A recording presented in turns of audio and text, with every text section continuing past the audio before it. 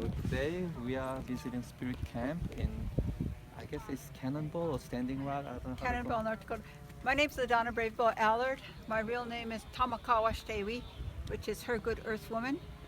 This is my home. I grew up here. This is Cannonball, North Dakota on the Standing Rock Reservation. We are at the border of the Cannonball River in the mouth of the Missouri River. And right now we are in the process of developing an eco camp. We hope to open in June 2017 to start taking in people to teach how to live on the earth again. One of the things that when we first opened the camp, I realized that people really didn't know how to live on the earth. I would come in and people were like sitting there and I was like, don't you know you should do this? Don't you know you should do this? Because I grew up here. We know that every instant, hey, for our lives, every instant we're constantly preparing for winter. We start preparing for winter when winter is happening.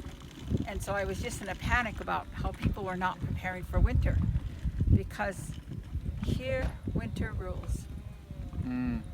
We can go 3 to 4 weeks with 35 below zero, no problem. That's not. Last year we hit 65 below zero for a few days. And so we know how to live in this environment. 65. Oh my God. Jeez. Okay, we're And gonna need some real help here. A lot of windmills, a lot of solar. So one of the things we learned real quick is the kind of housing structures that work here. So a teepee, because we live in an area that has high winds, the wind goes around the teepee and the teepee stands. We are developing these round houses, which they're Chippewa lodges. The wind goes around them. And so I'm looking at structures that can stand in this kind of environment and still be warm.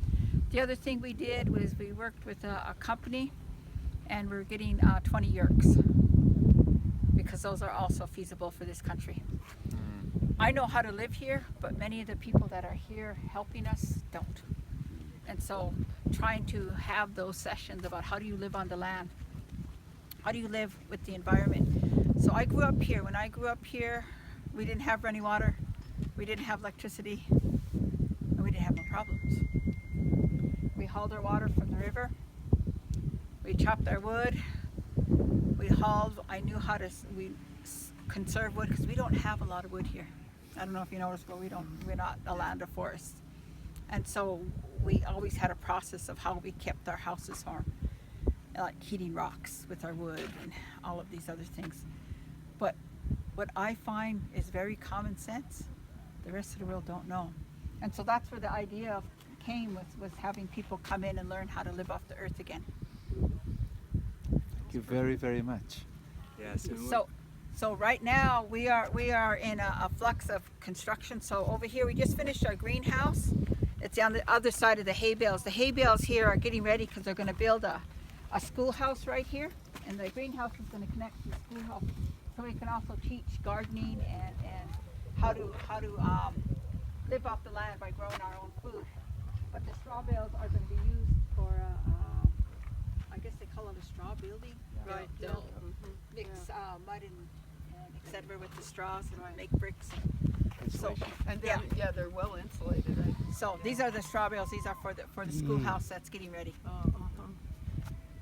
And one other addition to this is transportation. And so we're also at the cusp of being able to stop using the old style of transportation, which basically leads to these pipelines coming through our heartland and through our own hearts. And so we're here to heal that. The Volt is one car that's helpful to do that, because it can run off of pure electric up to way beyond 100 miles. And there's one that's been donated to the camp, to LaDonna, for her to use how she sees fit. And she'll hope, the dream is that she'll be able to plug in right up over here, charge off the wind and the sun, go back and forth between Prairie Camp, and hopefully we'll be able to connect the Prairie Sacred Stone with the Prairie Knights electric-wise, so that we can have sovereign electricity. And we can just say to the fossil fuel companies, this is the last straw. This straw that we suck up to feed our transportation, this is the very last one. In the fossil fuel industry, I'm sorry, we love you. We will help you to transition into new jobs. but this is what this is about, the end of the fossil fuel industry and helping to be in our heart space much more, to love each other So- much better. So give you just a little bit of history and background. So in the 1948, they had the Pick Sloan Act, and at that time, they decided to build a dam above us and a dam below us and made us the reservoir. You know, we are expendable people. And when they came and negotiated with the people, they said, if we do this, you'll get free electricity. Of course, that was a lie. So anyway, what happened with basically they flooded us, they moved us up to the tops of the hills, took away our gardens, our bottomlands, and took away our economics because they bought out all the stores and businesses here, and they haven't been developed again. But today, as we speak, we pay 3 times electric costs than just stepping over the border over there. So a person who has a house pays like $34 a month, and my electric bill is almost $400 a month every month. And so the consistencies of what is happening here, because the people here on the reservation are below poverty and below poverty. We don't have any middle class, we don't have any upper class, we don't have no rich people here. And so everybody who does have a job, most of their income goes to help other people. So everybody we're kind of all on the same plane. So we're still a very communal people. And so we still live by our culture and our tradition, which means that everything we have to share. So we don't have classes of people. Money is different here. You know, really what is at the heart of what we want, our heart space, is sharing. Money is mental space. So money is fading here, although we need it to bring in the solar energy and all that stuff. So money is relevant. It's a transition too. So right now, that's why I think it's so important for us to start teaching the world how to live off the earth. And so anyway, right now our kitchen, we're building a kitchen down here, and because we didn't want anything intrusive into the land, we're building the kitchen on top of the land. Okay. And then that way, if for some reason we had to move everything, we can just move it and then put the land back the way it was. So right now we have all the people who came and joined us living in tents. And by this coming week, all of these tents should be gone because we have the yurks and the teepees and stuff. Our shipments should be coming in this week. The yurks are made,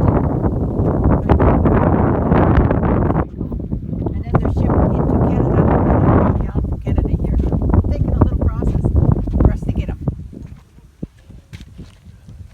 So right here, these guys are shaving poles and getting them ready. And I'll show you the kind of lodges they're building. And then of course for the teepee poles. I'm going to pause this video here.